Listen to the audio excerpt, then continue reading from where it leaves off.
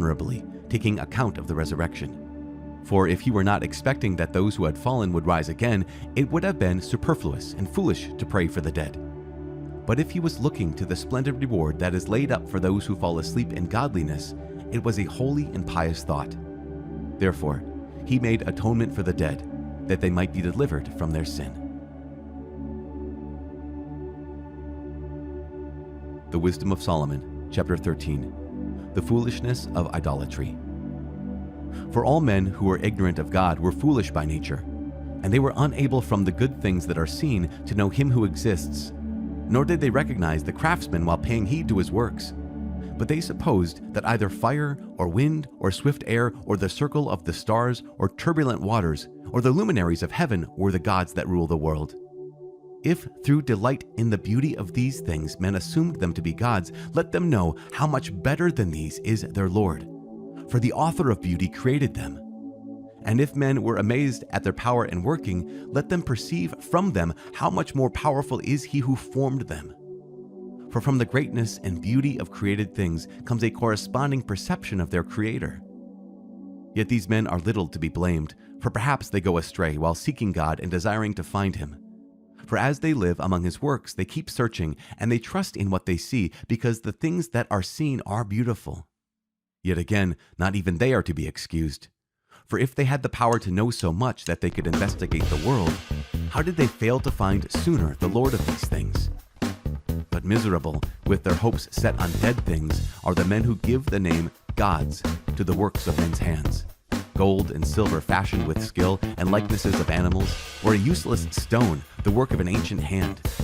A skilled woodcutter may saw down a tree easy to handle and skillfully strip off all its bark, and then with pleasing workmanship make a useful vessel that serves life's needs, and burn the cast-off pieces of his work to prepare his food and eat his fill.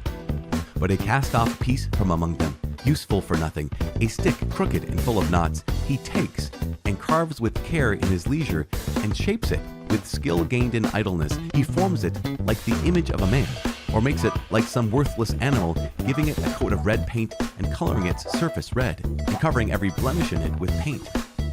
Then he makes for it a niche that befits it, and sets it in the wall, and fastens it there with iron. So he takes thought for it, that it may not fall, because he knows that it cannot help itself, for it is only an image and has need of help. When he prays about possessions and his marriage and children, he is not ashamed to address a lifeless thing. For help, he appeals to a thing that is weak. For life, he prays to a thing that is dead. For aid, he entreats a thing that is utterly inexperienced. For a prosperous journey, a thing that cannot take a step. For money-making and work and success with his hands, he asks strength of a thing whose hands have no strength. Chapter 14. Again, one preparing to sail and about to voyage over raging waves calls upon a piece of wood more fragile than the ship which carries him. For it was desire for gain that planned that vessel, and wisdom was the craftsman who built it. But it is your providence, O Father, that steers its course, because you have given it a path in the sea and a safe way through the waves, showing that you can save from every danger, so that even if a man lacks skill, he may put to sea. It is your will that works of your wisdom should not be without effect.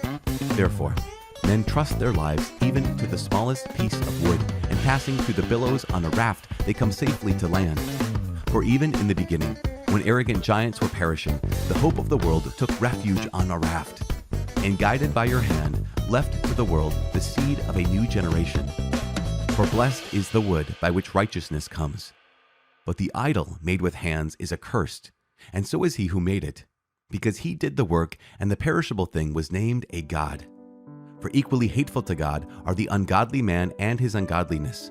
For what was done will be punished, together with him who did it.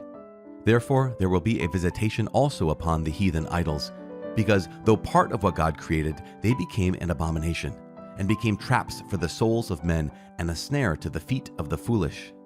For the idea of making idols was the beginning of fornication, and the invention of them was the corruption of life. For neither have they existed from the beginning, nor will they exist forever. For through the vanity of men they entered the world, and therefore their speedy end has been planned. For a father, consumed with grief at an untimely bereavement, made an image of his child who had been suddenly taken from him, and he now honored as a god what was once a dead human being, and handed on to his dependents secret rites and initiations.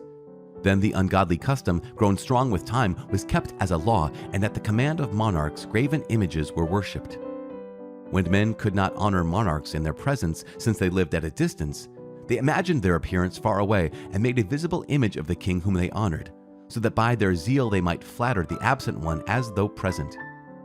Then the ambition of the craftsman impelled even those who did not know the king to intensify their worship. For he, perhaps wishing to please his ruler, skillfully forced the likeness to take more beautiful form, and the multitude, attracted by the charm of his work, now regarded as an object of worship the one whom shortly before they had honored as a man. And this became a hidden trap for mankind, because men, in bondage to misfortune or to royal authority, bestowed on objects of stone or wood the name that ought not to be shared. Afterward, it was not enough for them to err about the knowledge of God, but they live in great strife due to ignorance, and they call such great evils peace. For whether they kill children in their initiations, or celebrate secret mysteries, or hold frenzied revels with strange customs, they no longer keep either their lives or their marriages pure, but they either treacherously kill one another or grieve one another by adultery.